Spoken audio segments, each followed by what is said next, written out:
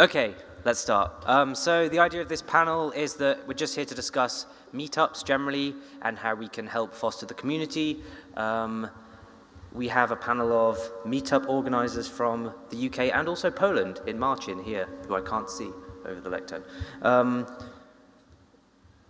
Yeah, we just want to kind of discuss what we as a community can do to help grow and also kind of make people aware of what's already going on out there. You maybe then have some ideas for your own local communities. There's people here from all over the world today, so you can go back and take those home to the US or France or wherever you're from. So maybe let's just start going through, introduce yourselves, say what you do. I can start, in fact. I'm Callum. I work for the Cogworks. I am the Umbraco UK Festival organizer. I help out with the London meetup a bit, and I also ran the Umbraco Barbecue series of events, which we're hoping to do more of in future. Carole? Can you hear me? Yes. Yeah, awesome.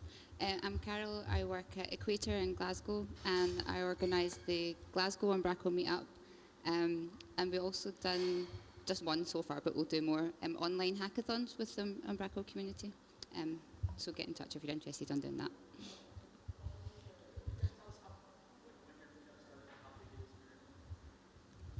Yes, we will do that, Bob. We'll get there. Hi, I'm Mike. I work at an agency called Yo-Yo in Tunbridge Wells. I run the Kent Umbraco meetup, and it runs every fourth Tuesday of the month. Ravi. Hi, I'm Ravi. I run the Umbraco London meetup. I took over running it about 5 years ago. It started off at about 5 to 6 people. It's grown to about 40 people, depending on various events. We are currently looking to do other things in terms of Umbraco karaoke, Umbraco barbecues, and next month we have the Umbraco London pub quiz of eternal glory. Hey, I'm Marcin. I'm from Poland. I work for the Cogworks as well, and I'm running meetups in Poland in different locations. And also I'm starting today a new idea called Umbra Coffee, where we will be streaming live meetings behind the coffee and talking about Umbraco in Polish, unfortunately, but we'll do it. And yeah, basically that's it. Hello, I'm Jonathon. I'm one of 4 who do admin at Bristol. And I'm a bit of a cheat because these do it on their own and I do it with a whole of other people who really are out there. And so I'm just a quarter of an admin. Anyway, that's me. Okay, so now you know who our panel are. We'll kind of dive right in and find out why these meetups were started and kind of what the purpose of them is really. We can start with Jonathon again. Oh, the purpose.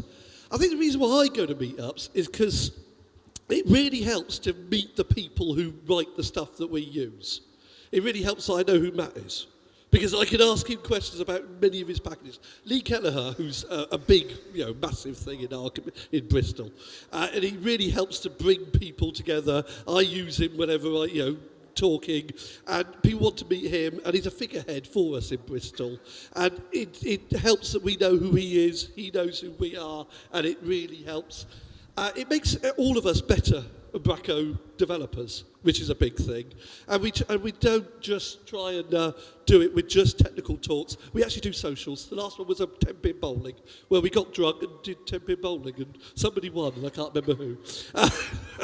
That's the purpose. It was Lee Kelleher that won. Oh, yeah, God, it was Lee Kelleher that won. 147. Oh, bloody hell. There was no chance. Marcin? Me? The idea why we started doing it, I wanted to get out of the basement and talk to people. That was the idea, and I wanted to talk about Umbraco. And I felt that I was the only one who is doing Umbraco in Poland then. And that was a perfect coincidence because Adam opened an office in Krakow, Cogworks office in Krakow, and he opened a meetup group on meetup.com, which is not popular in Poland at all. But I found it, and we've decided to meet in Krakow and just sketch up some plans for Polish community and Polish Umbraco knowledge grow. So we started to do it just to talk about Umbraco between people, but also to spend some time together. We are working for different companies, we are doing different things, and this is a great opportunity for us to exchange some knowledge between those people and just to exchange ideas and find people to work with. I inherited the Umbraco London meetup from Adam Zajkowski because he started getting really busy and couldn't run it, so I started running it. I don't run it on my own. I run it with Lottie Pitcher and a rotating other bunch of casts.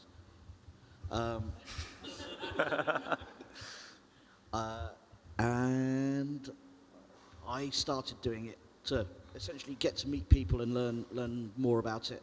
Again, same kind of thing, so I could actually make personal connections with the various people, and that's one of the tenets I use. So we try and mix and match between learning events where we have proper talks, structured talks, and then we'll have informal pub-based things, and as I've mentioned already, the pub quiz.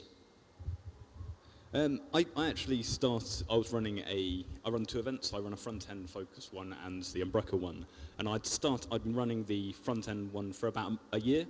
And after going to this year's Cogworks, or just before actually, I was thinking the reason why I started my other meetup was because I didn't know anyone in the community. And it got me thinking there's nothing in Kent. I usually attend the London ones when I can, but in Kent there was nothing for us there.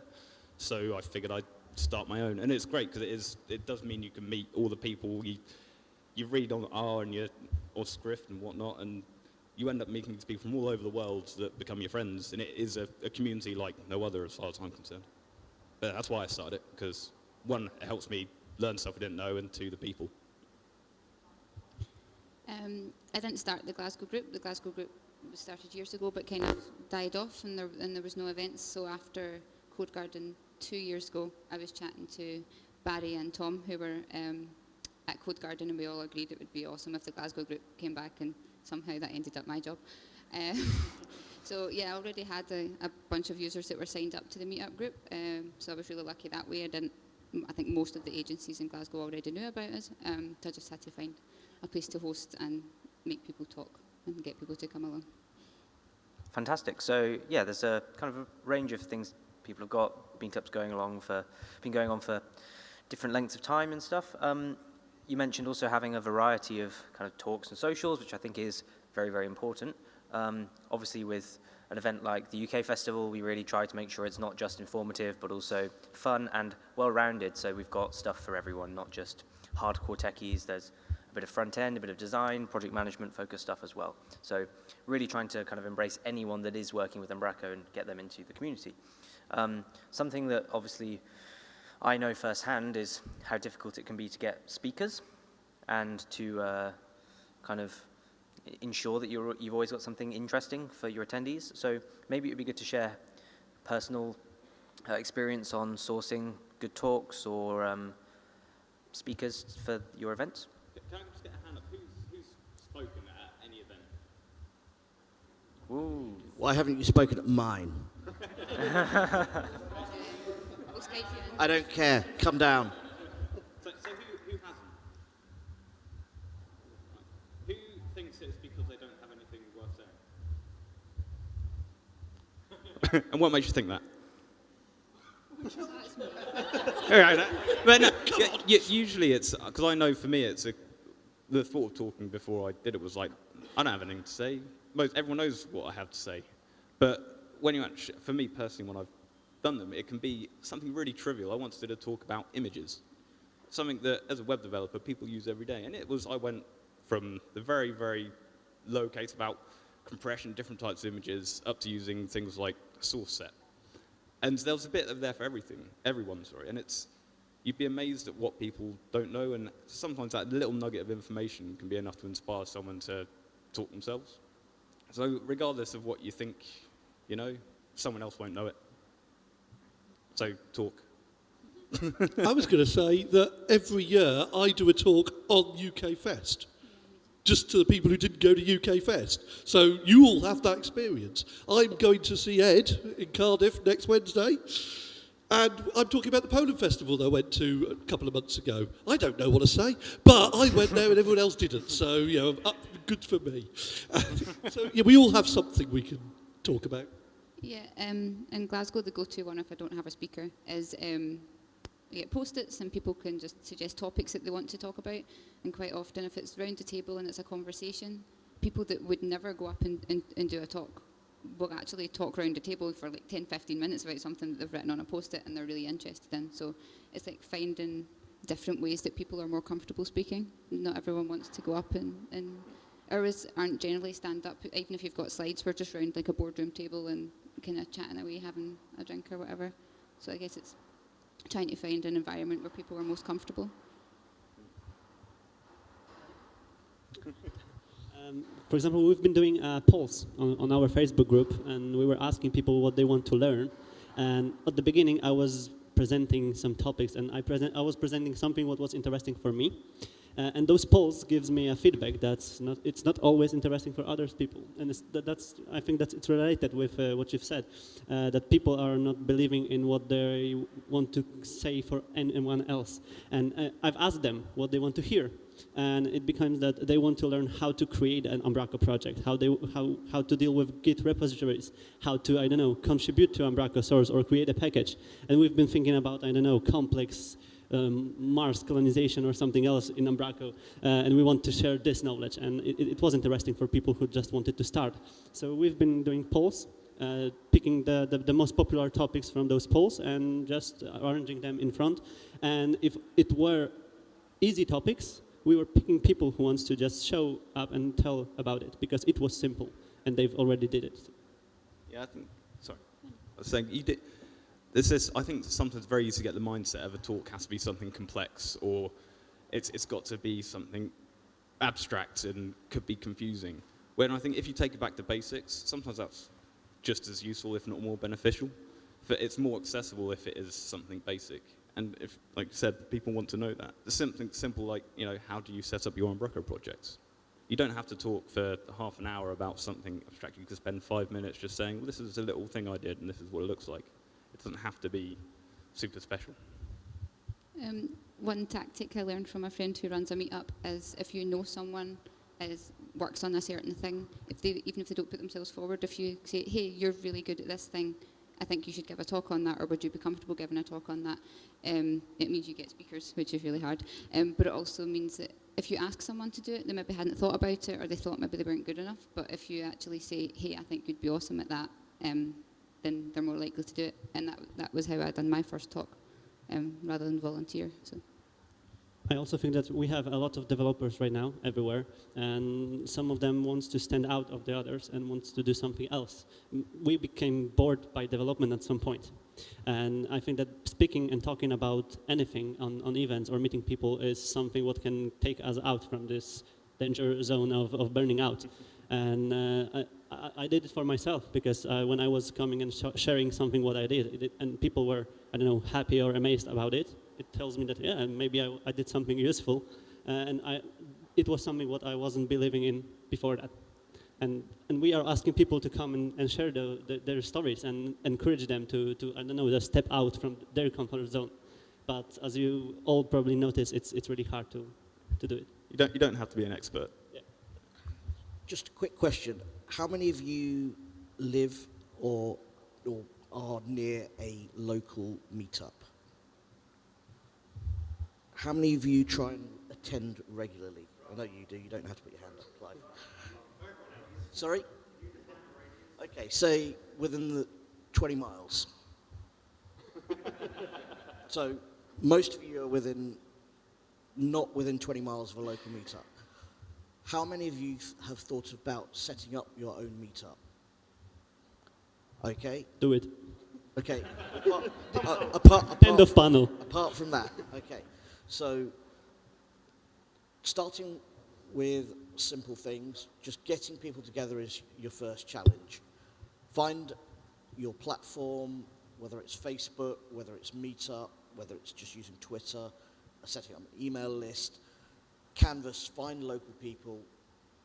You can even start it as little as one-to-one, meet one other person in the pub. You've then got something to start with. You can then start promoting it. I think pretty much every one of us here now all uses, whether it's Twitter, Facebook. I post on LinkedIn. I post on. I desperately trying to avoid Facebook trying to take money from me, but on my Facebook page. But essentially, we're trying to push it everywhere. So the idea is set it up locally, push it out there, get people, and then you can you'll have more local interactions. I think that's quite a good segue onto the next point I was going to raise to our panelists, which was kind of about how you grow and how you kind of Bullying. how you foster your existing community and how you help to grow and reach new people. Bribery. I'm not kidding.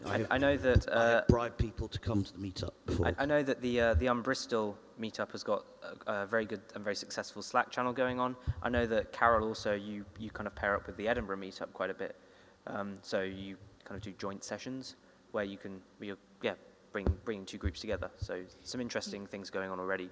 Well, we don't really do joint meetups, but we make sure not to clash. So we are every 2 months and they are every 2 months. So we make sure it's alternate months, so that people, you can, if you want, travel between the two cities. So some people do go to both, so we try not to make them too close together, so people have too many to attend, or so they don't have to choose. I was going to say, our big one has been, we've got a Slack channel. There's about 100 people in Bristol who are part of it. 25 talk once a week would be a sort of average. So we've got quite a lot of people, and through that, we don't have to ask people to do talks, they volunteer. So the Slack has really changed the way that we do our meetups. I understand that a lot of places, they haven't got that amount of community to get them to come onto a Slack channel to continuously talk. And one of the observations is if when you've got someone who does Umbraco for their first company, they don't want to go and join our group or anything or Slack because they're working for that company. But when they leave and then move to the next company around Bristol, they want to still talk to their friends in the old company. And they use our own Bristol to keep that connection going. So we become a sort of a network for people who do Umbraco in Bristol. So that, I've worked for half the people in the community in Bristol, and there are other people who've worked for a good percentage of the people. So it's actually a sort of how to talk to your old friends network. And you keep it going like that. And so I go to new companies, because I'm a contractor and I get sent everywhere, and I go, oh, none of you going to meetups, and I bully them to go into meetups. I'm literally getting Ed, I like to bring up Ed, I'm now in Cardiff, and I'm bringing some people through a company I'm working there who don't go to meetups. I'm bringing them for the first time to Ed's meetup. You can bully people, you can move around, you can actually get them not bully. We're not endorsing bullying. Persuasion, yes. I tell them how great it is, and then they don't know better. I guess there's probably people thinking, because obviously we've got the Umbracians Slack global group. I don't have to talk to a recruiter if I've met all of you at an event. And so all of a sudden you become 20% cheaper to me. Or I save £5,000 on recruiters' fees. Because the recruiters come to me and they hand me CVs. I'm like, well, I already know them. Just go away. I don't want that CV. Because I make connections with people, and it means that I can then go and ask them, are you available next week or whatever. Yeah. So I think for the agency owners, it's a great recruitment opportunity. And for the guys that are going, it's a place to go and find a job, possibly. Yeah, there's definitely a lot to be said for attending these kind of events, meetups and etc. I, in fact, met Anthony at the UK Festival, and we got chatting and ended up working for Cogworks. So yeah, exactly. The rest is history. So there is fantastic opportunities at conferences, at meetups, at anything to hire, meet people. Just like you find the next person you want to work with on an open source project. Anything. There's infinite opportunity. I met Adam at the Umbraco London meetup, and that's how I got to work with Cogworks. Hello, Adam. Say hi to Adam. I've met Adam also on Umbraco meetup, so that's who haven't met Adam on Umbraco meetup. Yeah, but it's quite different in Poland because we have another problem because Umbraco is not popular in our country, so we are trying to jump into other groups and tell them that something like Umbraco exists and they can use it, they can, I don't know, find job in it.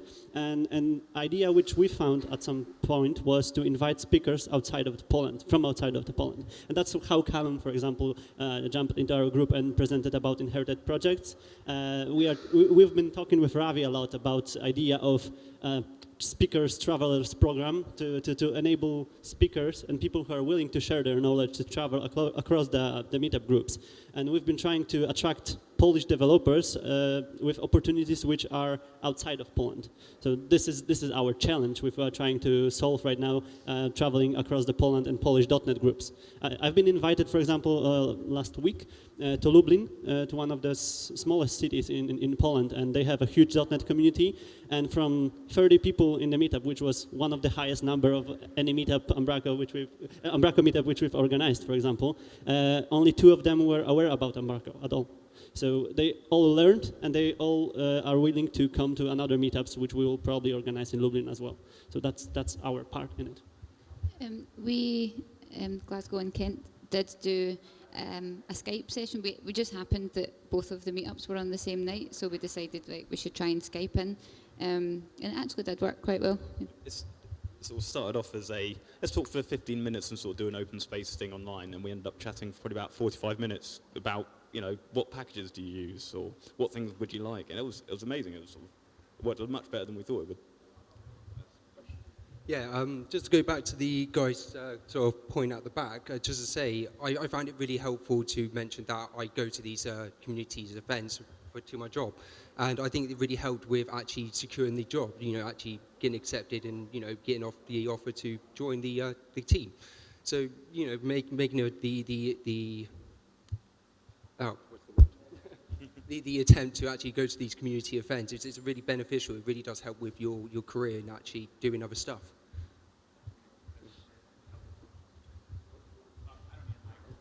Mike, you talked about at Cogworks doing remote speakers too. Like, I know you guys did the Skype session, but have you had anybody remotely in to be a speaker yet? Did everyone hear that?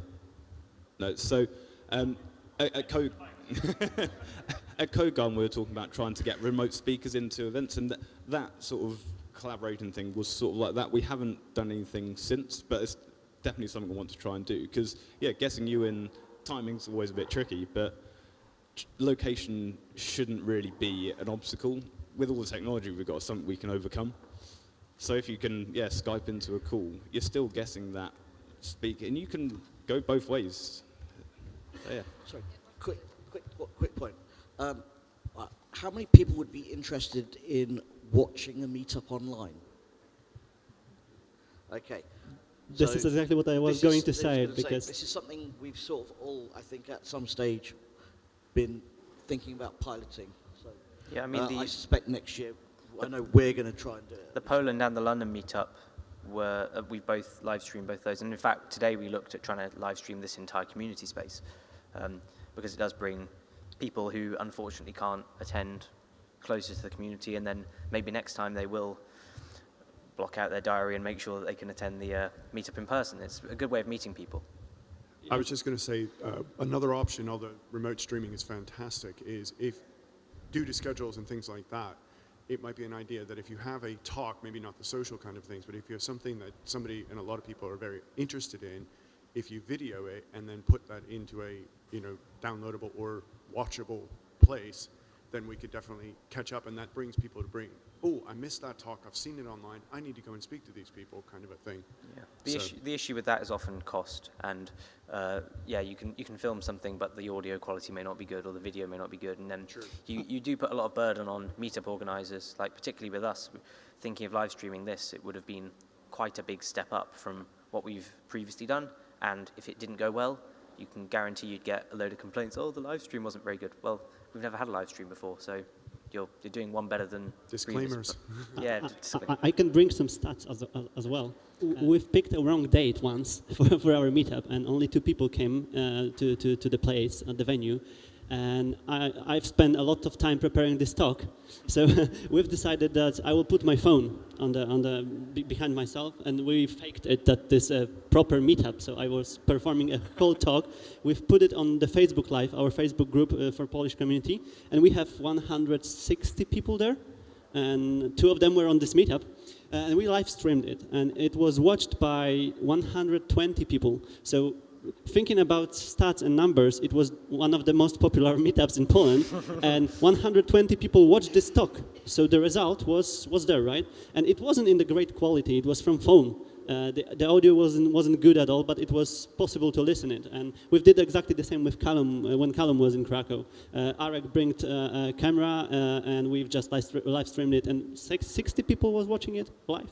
So it's hard to bring 60 people in one place, especially in Poland when we are organizing meetups in different locations. Here, maybe it's easier for local groups. No, it's just as hard. But still, I think that if you will be live streaming it, even people from outside of London or UK at all will be watching it.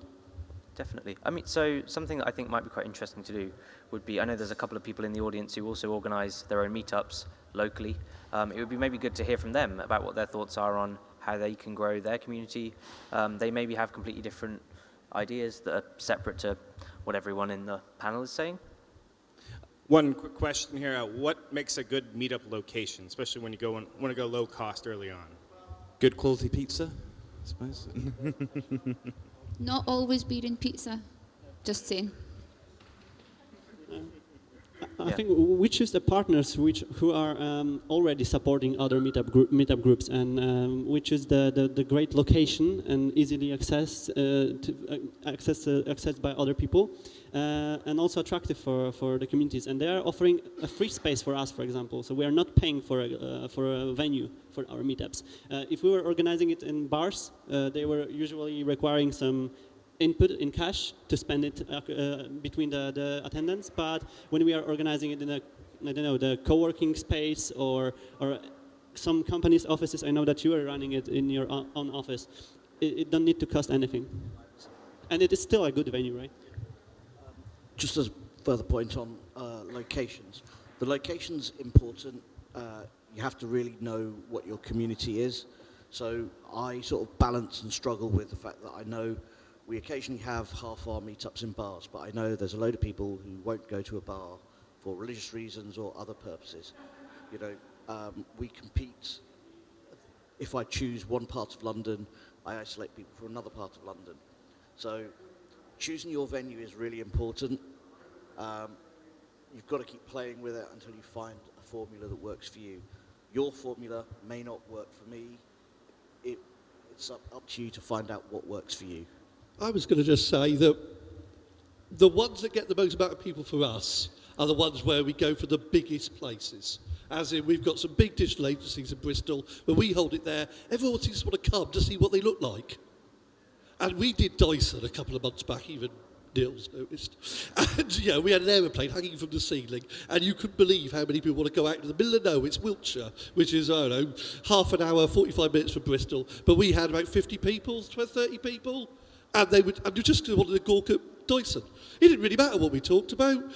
They gave us free pizza and everything else, but people wanted to go out and see Dyson, and that's the trick. If we do it in one of our sort of more out of the one of the industrial estates on the outskirts of Bristol, we're lucky to get 15. So it really is about location. And one of the tricks about getting locations is that you have the community there. They all work in different places. You ask them. And if one of them's working in Dyson, we'll go and ask them, can we have a meet up in Dyson? And strange as it was, they came back and said yes to us. So, don't ask, don't get. Yeah, so, if you have that community space where you can ask people and then they respond. So we actually have a list of places that want to do meetups in Bristol. And we're actually saying, no, you can't go now, you've got to go the middle of next year because we've got a run-up of places that want to do it. Because there's a habit of people not wanting to go from their office to another office. So they want them to come to their office so they can show off whatever stuff they're doing. So we have to say, the nearer you are to our main train station, the better the office is, the more people we get turning up. There would be we just keep hitting that. Another interesting thing is alcohol and just beverages at meetups. I think the concept. A few months ago, I was at another meetup in London, and it had an completely alcohol-free meetup, and it was brilliant. And I think that's one thing that I'd like to do more at my meetups. I don't know about you guys, but I think that in itself, you shake your head. It is that thing. It's like, you know, no one's going to come up if there's no alcohol. But there are people out there who don't want to drink. That's an intimidating thing. So, you know, having those options, I think it can also be important to get a broader community involved. And it is a lot of pressure on meetup organisers, ensuring that, okay, yes, we're going to supply alcohol and pizza, that it's enough, and that whatever, like we struggle with this with the festival. We every year need to, like, there's been catering problems previous years, so yeah, it's a real pressure for anyone hosting a meetup, I think. As an attendee, oh, sorry, Carole, go ahead. As an attendee, that I go to Bristol quite often, but I can't always go because I have to drive. So I can't drink. So the social ones are very ones that I don't end up going to. I did want to come to bowling, but that was a whole nother story. But when I do go to the talks, I go there to learn. I go to listen. So I actually don't drink, not only just for driving, but because I don't want to be impaired in what I'm learning. So it is a nice thing to do, an alcohol-free one, and it might bring people for the same reason. They're thinking, I'm going to go, I'll end up drinking, then I can't drive, then I can't get home, etc. It's a vicious circle. So it's an idea. I like that idea, by the way. But it still can be social without alcohol, right? Exactly. You can go bowling, you can go, I don't know, play cards or do magic without drinking alcohol. And we've had meetups which ended around 6 a.m. as well. We've had some meetups from which we've gone straight to our work. We have stories like that, but we also had a lot of meetups where we were just jumping in, exchanging knowledge and going back home or to work because we were all busy, and it was all about meeting each other, and it wasn't about drinking always about drinking, right? But sometimes, of course, it's good, and the other problem which may occur in this kind of organizations, which I'm observing in other groups in Poland, that people are coming for meetups only to eat for free and drink for free. And there are groups around, I don't know, front-end technologies, for example, where you are sitting in front of the interesting presentation and people are not interested at all in this. They are just eating and drinking for free. And that might be also the other point of the organizing meetups like that. An alcohol-free one, or without food, alcohol, drinks, whatever, it can be good for people if they are coming there for a value besides that. Yeah, we will need to wrap up in a couple of minutes, so last question. So my point is first-time people coming to these events. I don't know if it's a suggestion that you can maintain, but I think you need to maybe have like some sort of documentation that you can have a list of the events speaking that you've had in the past, because you get somebody who comes to our London events, and as Ravi said, we have sometimes social ones that are just about drinking and chatting. Sometimes they turn into code events because sometimes everyone brings out their laptops. You have the more formal ones at different companies. But if you're the first time person coming to one of these events and it's in a pub and everyone's just chatting, you might go away and go, well, that isn't a great meetup. And I think if you can get these newbies to say, look, we do all this, and this is the past of what we've done, and in the future we'll be doing more, I think we need to embrace these new people and make them understand the variance of meetups so they keep coming back. I would say actually that's something that the Bristol meetup have done incredibly well, because they've got a website, umbristol.co.uk. They've also got an introductions channel in their Slack. So when you're new to the community, everyone remembers their first meetup they went to. They were probably shy, sat in the corner, didn't talk to anyone. Well, in this case, you've got a Slack channel. You just go, hey, I'm Bob and I work for this agency, or I'm a contractor, and everyone goes, hi Bob, nice to meet you. And then at the next meetup, they can go up to you, chat to you, buy you a drink, not buy you a drink, whatever. And like I say, the website is there to point you to all the historical talks from like forever, basically. Yeah. Sorry. So I help out on the Bristol meetup. Yeah, I think so. Callum's basically covered a few points there, but I think having new people come to Umbraco is quite an important point of view, because. So, I mean, I obviously went to the Bristol a few years ago, quite new to Umbraco, and still going strong, getting involved in, or trying to get involved in the community. So yeah, we've got, from our point of view, we've got the website which tracks all the historical events that we've done. We try and do a kind of social, then we'll do a talks event, so it's quite obvious, and we'll label those as to what they're going to be. So you know if it's going to be in a pub, or we might offer a vote as to where we want to host it, or we'll say to companies going, who would like to talk, what talks would you like to hear. So, you know, it doesn't always, like as Marcin was saying, it doesn't always have to be overly technical. It could be quite a starting point, and getting that feedback from who attends is a really good, valuable source of knowledge. And then, the other thing that we started to do is having a kind of introductory piece to the meetups. So we'd kind of say, here's the talks that we're going to have today. Here's what we... so here's some of the news. So we'll do like a little news roundup as to what's happening in the Umbraco community around us. Thank you. And then we'll also say like here's other events that might be of use to you or around you. So we'll kind of say, you know, Bristol UK, the Umbraco UK Fest is coming up, Co-Garden's coming up. There's a Polish festival, etc., etc. Just to try and encourage people to get involved and share their thoughts. I think it's quite important to, not only on people's first time, obviously make them feel really welcome, but it's how your group is presented, what people are coming along and what new people are you getting, because if it's presented as always in the pub or always beer and pizza, or I know I've been intimidated to go to those in the past, so it's, yeah, be nice to people once they're in the door, but it's getting new people in the door is just important. Unfortunately, we're out of time, but this, I think, was a really good discussion, and it's the kind of thing that can continue on Twitter or on meetup.com. Scrift or anywhere else. Hangout. So thank you all for coming. Big thank you to all of our panelists. Adam's up there waving. Time, yes. We know. We know.